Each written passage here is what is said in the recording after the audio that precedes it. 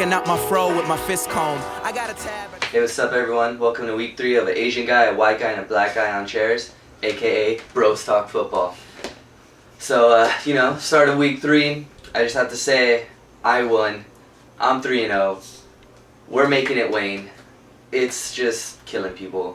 I'm John Burkett, by the way. Let me introduce you to some of my co-hosts. We got Ace Embrador, People's Team, who got stunnered. What's up, guys? It's Ace again. Follow me at Boom It's Ace on Instagram and on Twitter. That's right, the People's Team, the most electrifying team in fantasy football.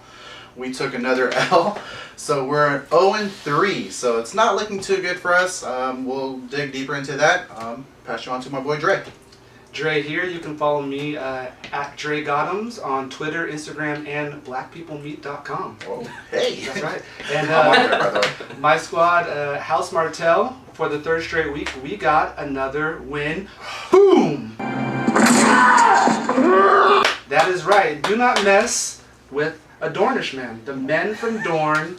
We have stingers, the sand snakes they call us, and we will put the hurt down. We are 3-0 as well, but we are in 1st place.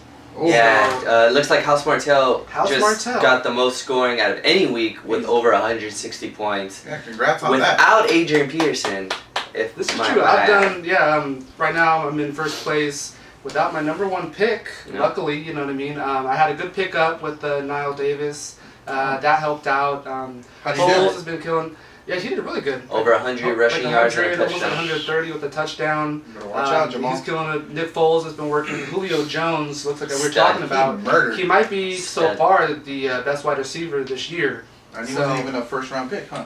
Not Second. like second round. Yeah. Some leagues maybe even 3rd. So Yeah. that's been helping out. But yeah, we're 3-0.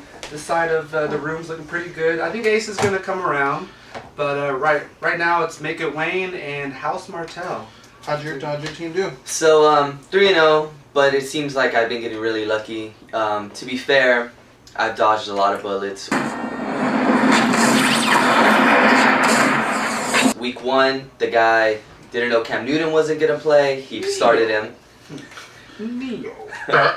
So, I got that win. But even if he would have had Cam, I totally outscored him no matter what happened. Week 2, the guy just had a horrible output. I forgot what he did, but I dodged a bullet there too. More bullets dodged. He just had probably the worst week ever. Probably the worst week ever. He only scored 60 points, so just one of the worst times. So I dodged a bullet there, just his whole team being shut down. But this week, check this. She drafted Jamal Charles and Arian Foster. Very nice, very nice. She started Arian Foster not knowing that he didn't play, and guess who picked up Alfred Blue 10 minutes before the game started just to be sure nothing funny happened? This guy. And I started him to taunt. He got me 8 points. No big deal. So Point is, she was playing Jamal Charles, or No, no, no. she had to sit him. She had to sit Jamal Charles, so who knows how good Jamal Charles could have been. Right. But he's down with injury, so I didn't have to face Jamal Charles. Arian Foster, who didn't play, suited on the sideline. So I dodged those bullets.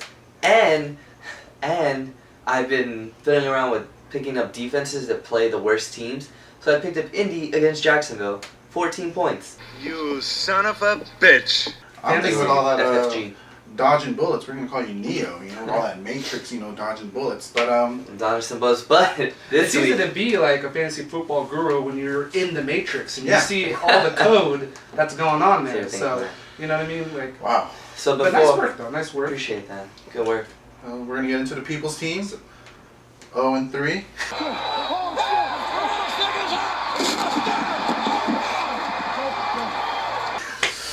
Break that down. I I can't don't be know. right now.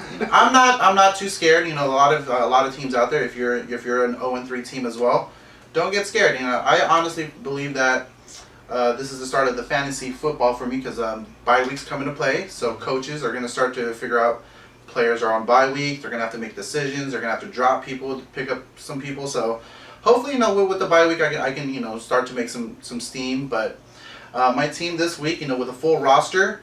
My 3 wide receiving core, Brandon Marshall, Demetrius Thomas, and Marquise Colston combined gave me 14 points. Yikes. So you're not gonna win with that type of numbers putting out there. I played Matthew Stafford and I picked up Kirk Cousins, and he was on the bench. Oh. Such a waste. Contemplate this on the Tree of Woe. So Always start Matthew- your starters. Yeah, exactly. First rule is always start your starters. So I went with Matt Stafford, 9 points. While So on paper, like everything sounds, your wide receiving core is great on paper. Yep. It's just not working out. It's still an early season. yeah, so that's what I'm trying to tell you guys. It's don't panic. Don't start trading players. Don't start dropping players.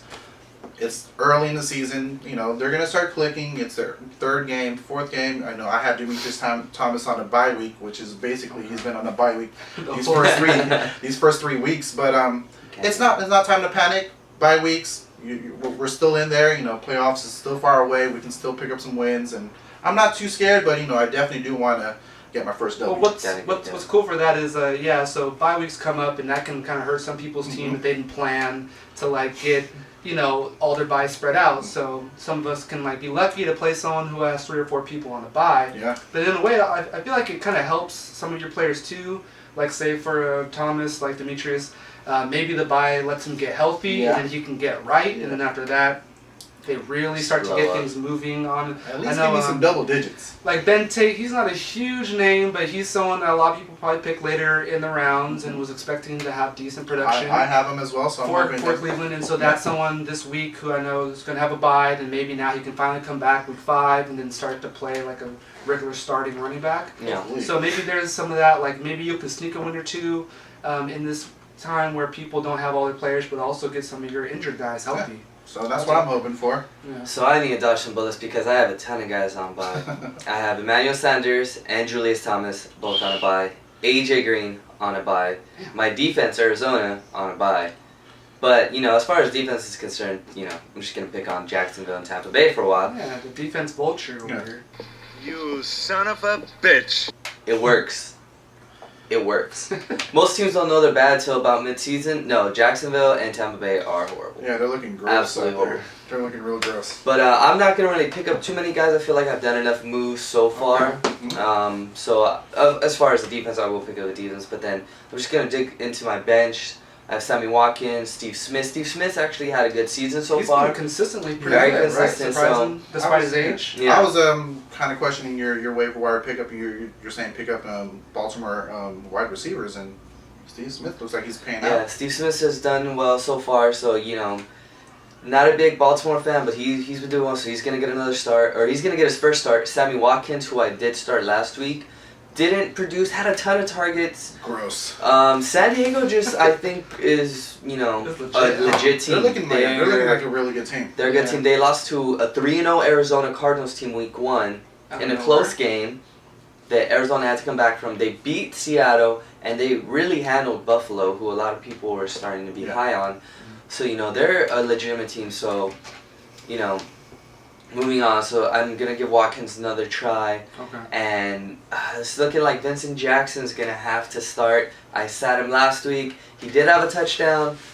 And he did outscore Sammy Watkins, but I'm not too high on him right now. The team just kind of sucks. And that was a kind of a sneaky one. Like he didn't have any catches besides that. No, right? It was like a 30-yard touchdown game. No, he had 15 yards. He had 2 receptions, 15 yards, and a touchdown. Even worse. So even worse. But he's gonna get a start.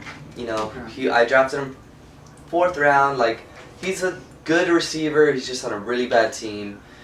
But I still have Matty Ice starting. So that my running backs are intact. Again, just like how Ace has been struggling. My first round pick, Eddie Lacy, hasn't really done anything. He's had fumble problems. He's had 36 rushes for like 130 something yards. Even the coach, McCarthy, right? Yeah. Coach McCarthy called him out in the media, and he was like, I don't want to call out guys in the media. But come on, dude, you have dreads. Okay, he didn't say that, but we were all thinking it. We were all thinking that. You gotta draft dudes with dreads. You have dreads, for God's sake. And if you have dreads, you have to perform. Yeah. That's just the bottom line. Or cut them off. Or get the Clippers. So, but that can fall into the whole bye thing. Is Green Bay on a bye? No, they're not. So they're playing the first 3 weeks they had really tough matches. Detroit's a very hard team to run against. They played Seattle, who's a hard team to run against. They played the Jets. They had a sloppy game that game. They're 1-2. Green Bay's 1-2, and they're going up against Chicago, a division foe. They need to perform. The Jets didn't really run on Chicago this past week, so hopefully Lacey gets some production out of there. Receiving out of the backfield or get some runs. Chicago's defense is really hurt. They're very thin everywhere. God, just get 60 rushing yards so I can trust you. That's all I'm asking. Figure it out. Not even a lot, just 60. Okay. How are you doing for your bye week? Well, yeah, I have a few. I have a couple Cleveland Browns, and then I think even Cincinnati Bengal. So, but Dalton's on my bench, so it's not a big deal. Okay. One thing I do want to focus on is the Red Mamba. With Niall Davis, that pickup worked for me, and I know a lot of people were kind of worried. Like, I mean, yeah, he's good for a week, maybe two, but when Jamal Charles comes back, he's clearly going to go back to the bench and not be relevant anymore. But just kind of looking at trends and stuff, I don't want to get too far ahead of myself, but I'm wondering, what if Jamal Charles ends up being as great as he is? He's a huge talent, number 1 or number 2 pick in fantasy drafts, and he's earned it like probably 2,000 yards total from scrimmage each season almost for the past couple when he's healthy. Stud. So yeah, he's a definite stud, but from what we've seen over the years in fantasy football and just watching NFL, is running backs have a very short lifespan. Their shelf life is very short, even like the great players. And I'm wondering if Davis is still available in some of your leagues, definitely get him. If you have him and people want to trade for him, I'd say hold on to him, because it's not likely, but Charles could be this soon on the downside of his career, given his injuries in past seasons. He missed like almost a whole season due to an injury. Now he has, even the first week or two, he wasn't that good. No. And then he also got hurt. I mean, if you look back to people like Sean Alexander, who had some huge seasons, I think 20 rushing touchdowns, and then fell off out of nowhere. Ahman Green, talking about Green Bay Packers, another running back, huge season or two, became like probably around the 4th pick in like the fantasy drafts. Then he suddenly fell off nowhere. There's as recent as Chris Johnson, a 2,000-yard season. I think that was really only his main season. He might have had a 1,000-yard season besides that, but if you take that 2,000-yard season out, he hasn't done much. And so, I mean, Jamal Charles looks like a special. Trent Richardson, he had like 13 touchdowns, 1,000 yards, or like 900, but 13 touchdowns. No. So, I mean, Jamal Charles is great. I don't wish him any ill will. Like, I love to watch him play. But I'm wondering, just the way things have happened and how short running backs' lifespans can be, now Davis could already be on the uprise for that team if he keeps playing well, and Charles has some lingering issues. So it's definitely a player to watch, something to keep in mind if you're trying to pick up people off the waiver wire or trying to hold on to running backs for keeper leagues. Now Davis definitely looks like a very good prospect for a keeper league. Absolutely. Yeah. Absolutely. Any predictions or thoughts for this upcoming week? Well, I need to dodge some bullets. Bullets need to be dodged for John to get 4-0. once again. But I'm on my bye week. I only have one person, which is Demetrius Thomas, which is probably this is 4th bye week. He hasn't been showing up. But I have people like Marcus Wheaton to step right in. But if you haven't picked up, was it Brandon Quick? Brian Quick. I know Dre talked about him last week. Awesome. And he did really well this week. So if you haven't picked him up, missed out on that. But I did pick up Donald Brown. We didn't get to talk about him last week. Ryan Matthews is out for injury. He's out for about 3 to 4 weeks. Right. So it's going to be a split carries between Donald Brown and Danny Woodhead. And but wait. the biggest bro in NFL, Danny Woodhead, I think he broke his leg or he fractured it. So it looks like everything's going to be on Donald Brown, and he did really well. He did 31 carries. Paul George treatment. 31 carries, I think, for 62, 67 yards. He also was in the passing. He was involved with the passing game. So, luckily I have Donald Brown. I think he gave me like 9 points, but still, But they trust him. Yeah, they trust him. So that's going to be a workworkhorse. So I forget who they're playing this week. You know who they're playing this week, John? Jacksonville. So hopefully, boom. So hopefully he can run over. Pretty good. So hopefully he can run over some Jacksonville Jaguars. I'm really Don't high tell on anyone. Kirk Cousins, so I'm thinking about this Cousins week. looks Do good. I start my starter with Matt Stafford, or do I go Kirk Cousins? And my colleagues, they're leaning towards Kirk Cousins. So I think- Always Yeah. start your starters. Always start starters, but if a person's continually showing that he doesn't earn that starting spot, then he gets benched. It's true. So I'm gonna try Kirk Cousins. I mean, Start I'm the primo. I'm 0-3. There's Primo. nothing can hurt with an 0-4. So I'm just gonna Try to go mix it along. up. Gotta mix it try up a little something. bit. So Gotta I'm gonna try go with Kirk Cousins this week. Hopefully that will bring me my first W. I like that call. Alright. I think that'll wrap it up for this week of Bros Talk Football. Thanks for tuning in. Again, like and subscribe. Go Dream Cloud, and we'll see you next time. House Martell.